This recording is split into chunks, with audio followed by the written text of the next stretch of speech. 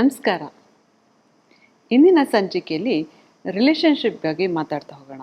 ಈಗ ನಾವು ಎಷ್ಟೋ ಜನ ನೋಡಿರ್ತೀವಿ, ಆಚೆ ಸೋಷಿಯಲ್ ಮೀಡಿಯಾದಲ್ಲಾಗಿರ್ಬೋದು, ಸೋಷಿಯಲ್ ಲೈಫಲ್ಲಾಗಿರ್ಬೋದು, ತುಂಬ ನಗ್ನಗ್ತಾನೆ ಇರ್ತಾರೆ, ತುಂಬ ಜೋಕ್ಸ್ ಮಾಡ್ತಿರ್ತಾರೆ. ಬಟ್ ಅವ್ರ ಒಳಗಡೆ ಅವರು ತುಂಬ ಲೋನ್ಲಿ ಆಗಿರ್ತಾರೆ, ಅಥವಾ ಒಳಗಡೆನೆ ಒಬ್ಬರೇ ಇದ್ದಾಗ ತುಂಬ ನೋವನ್ನು ಅನುಭವಿಸ್ತಾ ಇರ್ತಾರೆ. ಯಾಕೆ ಅಂತಂದರೆ ಇವಾಗೆಲ್ಲ ಸೋಷಿಯಲ್ ಮೀಡಿಯಾಗೋಸ್ಕರ ಮುಖವಾಡ ಹಾಕ್ಕೊಂಡು ನಾವು ಬದುಕ್ತಾ ಇದ್ದೀವಿ. ನಮ್ಮ ಜೀವನದಲ್ಲಿ ಎಷ್ಟೇ ನೋವಿರ್ಬೋದು, ಸಂಕಟ ಇರ್ಬೋದು, ಆದರೆ ನಾವು ಸೋಷಿಯಲ್ ಮೀಡಿಯಾ ಮುಂದೆ ತೋರಿಸ್ಕೊಳ್ಳೋದಿಲ್ಲ. ಯಾವುದೋ ಒಂದು ಗಂಡ ಹೆಂಡತಿ ತುಂಬ ಚೆನ್ನಾಗಿ ವಿಡಿಯೋ ಮಾಡಿ ಹಾಕ್ತಾರೆ, ಪ್ರತಿನಿತ್ಯ ಏನೋ ಒಂದು ಕಂಟೆಂಟ್ ಕ್ರಿಯೇಟ್ ಮಾಡಿಕೊಂಡು ಗಂಡ ಹೆಂಡತಿ ವಿಡಿಯೋ ಮಾಡಿ ಹಾಕ್ತಾರೆ. ಅದನ್ನ ನೋಡಿದ ಇನ್ನೊಬ್ರು ಗಂಡ ಹೆಂಡತಿ ಅನ್ಕೋತಾರೆ, ನೋಡು ಅವರಿಬ್ಬರು ಎಷ್ಟು ಚೆನ್ನಾಗಿದ್ದಾರೆ, ಎಷ್ಟು ಅನ್ಯೋನ್ಯವಾಗಿದ್ದಾರೆ, ಯಾವ ಥರ ಒಂದು ಸೋಷಿಯಲ್ ಲೈಫಲ್ಲಿ ಅವರು ಎಷ್ಟು ಚೆನ್ನಾಗಿ ಒಂದು 4 ಜನಕ್ಕೆ ಅವರು ಒಂದು ಸಂದೇಶವನ್ನು ಕೊಡ್ತಾ ಇದ್ದಾರೆ ಅಂತ ಹೇಳ್ತಾರೆ. ಬಟ್ ಕ್ಯಾಮ್ರಾ ಹಿಂದೆ ಅವರಲ್ಲೂ ಒಂದು ಮನಸ್ತಾಪಗಳಿರುತ್ತೆ, ಅವರಲ್ಲೂ ಒಂದು ಡಿಫ್ರೆನ್ಸ್ ಆಫ್ ಒಪಿನಿಯನ್ ಇರುತ್ತೆ, ಅಥವಾ ಅವ್ರದ್ದೇ ಆದವ್ರಿಗೆ ಕಷ್ಟ ನಷ್ಟಗಳು ಇರ್ಬೋದು. ಬಟ್ ಇವಾಗ ಏನು ಮಾಡ್ತಾರೆ, ಸೋಷಿಯಲ್ ಮೀಡಿಯಾದಲ್ಲಿ ಬರೋದೆಲ್ಲ ನಿಜ ಅಂತ ತಿಳ್ಕೊಂಡು ಈ ಲೈಫ್ ನನಗೆ ಹಾಕಿಲ್ಲ, ಇವರು ಎಲ್ಲ ಸಂತೋಷವಾಗಿದ್ದಾರೆ, ಈ ಸಂತೋಷ ನನಗೆ ಹಾಕಿಲ್ಲ ಅಂತ ಇವತ್ತಿನ ಸಂತೋಷನ ಜನ ಹಾಳು ಮಾಡ್ಕೋತಾ ಇದ್ದಾರೆ.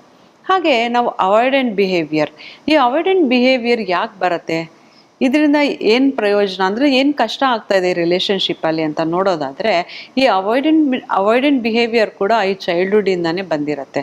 ಯಾಕಂದರೆ ಆ ಪ್ರೀತಿ ಅಂತ ಏನು ಅಂದರೆ ತಂದೆ ತಾಯಿಯಿಂದ ಅವ್ರಿಗೆ ಸಿಕ್ಕಿರೋದಿಲ್ಲ.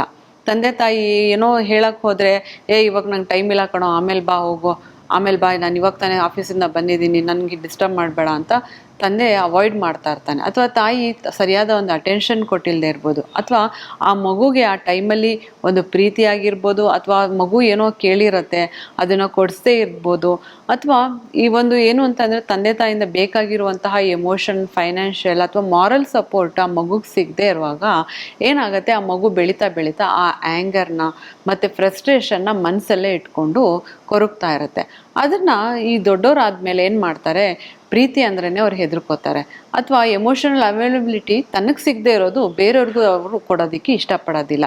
ಎಮೋಷನಲ್ ಅವೈಲಬಿಲಿಟಿ ಅಂತಂದರೆ ಏನು ಅಂದರೆ, ಏನೋ ಇದು ರಿಲೇಷನ್ಶಿಪ್ ಅಂದ್ರೇ ಒಂದು ಬರ್ಡನ್, ಪ್ರೀತಿ ಅಂದ್ರೇ ಒಂದು ಬರ್ಡನ್ ಅನ್ನೋದಕ್ಕೆ ಆ ಥರ ಫೀಲ್ ಮಾಡೋದಕ್ಕೆ ಸ್ಟಾರ್ಟ್ ಮಾಡಿಬಿಡ್ತಾರೆ. ಆ ಥರ ಇರುವಾಗ ಈ ರಿಲೇಷನ್ಶಿಪ್ಪಲ್ಲಿ ತುಂಬಾ ಡಿಫ್ರೆನ್ಸ್ ಆಫ್ ಒಪಿನಿಯನ್ ಬರುತ್ತೆ. ಯಾಕಂದರೆ ಯಾವಾಗಲೂ ನೋಡಿ, ನಾವು ಲೈಫಲ್ಲಿ ಒಬ್ಬರು ಗಿವರ್ ಆಗಿದ್ರೆ ಒಬ್ಬರು ಟೇಕರ್ ಆಗಿರ್ತಾರೆ. ನಾವು ಯಾವಾಗ ನಮ್ಮ ಒಂದು ಸೆಲ್ಫ್ ವರ್ತ್ನ ಮರೆತು ನಮ್ಮದೆಲ್ಲವನ್ನು ನಾವು ಕೊಡ್ತಾ ಬರ್ತೀವಿ, ಎದುರುಗಡೆ ಇರೋ ವ್ಯಕ್ತಿ ಆಬ್ವಿಯಸ್ಲಿ ತಗೊಳ್ತಾನೆ ಹೋಗ್ತಾರೆ. ಯಾಕಂದರೆ ನಾವು ಅನ್ಕೋತೀವಿ ಇದು ಕರ್ಮ, ಅವ್ರಿಗೆ ಗಿಲ್ಟ್ ಕಾಡತ್ತೆ. ಇಲ್ಲ, ನಾವು ಎಲ್ಲಿವರೆಗೂ ನಾವು ಕೊಡ್ತಾ ಹೋಗ್ತೀವಿ, ಎದುರುಗಡೆ ಇರೋರು ತಗೊಳ್ತಾನೆ ಹೋಗ್ತಾ ಇರ್ತಾರೆ. ಅವ್ರಿಗೆ ಯಾವತ್ತೂ ಇದು ನಾನು ಮಾಡ್ತಾ ಇರೋದು ತಪ್ಪು ಅಥವಾ ಯಾವುದೇ ಒಂದು ಗಿಲ್ಟ್ ಕೂಡ ಅವ್ರಿಗೆ ಇರೋದಿಲ್ಲ. ಯಾಕಂದರೆ ಅವ್ರು ಬೆಳೆದು ಬಂದ ನೇಚರ್ ಆ ಥರ ಇರುತ್ತೆ. ಅವರು ಅವ್ರದ್ದೇ ತಿಳ್ಕೊಂಡಿರೋ ಪ್ರಿನ್ಸಿಪಲ್ ಮತ್ತು ಪರ್ಸ್ಪೆಕ್ಟಿವ್ ಕೂಡ ಹಾಗೆ ಇರುತ್ತೆ. ಆದ್ದರಿಂದ ಅವ್ರಿಗೆ ಯಾವುದೇ ಥರ ಗಿಲ್ಟ್ ಕಾಡ್ತಾ ಇರಲ್ಲ. ಅದಕ್ಕೋಸ್ಕರ ಯಾವತ್ತೂ ನಾವು ಓವರ್ ಡೂ ಆಗಲಿ ಅಥವಾ ಓವರ್ ಗಿವಿಂಗ್ ಆಗಲಿ ಮಾಡದೆ ನಮ್ಮ ಸೆಲ್ಫ್ ವರ್ತನ ನಾವು ನೋಡ್ಕೋಬೇಕು, ನಮ್ಮ ಸೆಲ್ಫ್ ಎಸ್ಟೀಮ್ನ ನಾವು ಕಾಪಾಡ್ಕೋಬೇಕು. ಹಾಗೆ ಎಮೋಷನಲ್ ಬೌಂಡ್ರಿ ಕೂಡ ಹಾಕಬೇಕಾಗತ್ತೆ.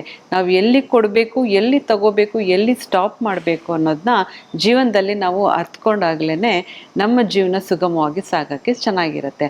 ಹಾಗೆ ನಾವು ಮಾಡುವಂತಹ ರಿಲೇಷನ್ಶಿಪ್ಗಳಲ್ಲಿ ಕೂಡ ಒಂದು ಬಾಂಧವ್ಯ ಮತ್ತು ಒಂದು ಅನ್ಯೋನ್ಯತೆಯನ್ನು ಕಾಪಾಡಿಕೊಂಡು ಹೋಗ್ಬೋದು. ಮತ್ತಷ್ಟು ಮಾಹಿತಿಗಳೊಂದಿಗೆ ನಿಮ್ಮ ಮುಂದೆ ಬರ್ತೇನೆ. ಅಲ್ಲಿವರೆಗೂ ನಮಸ್ಕಾರ.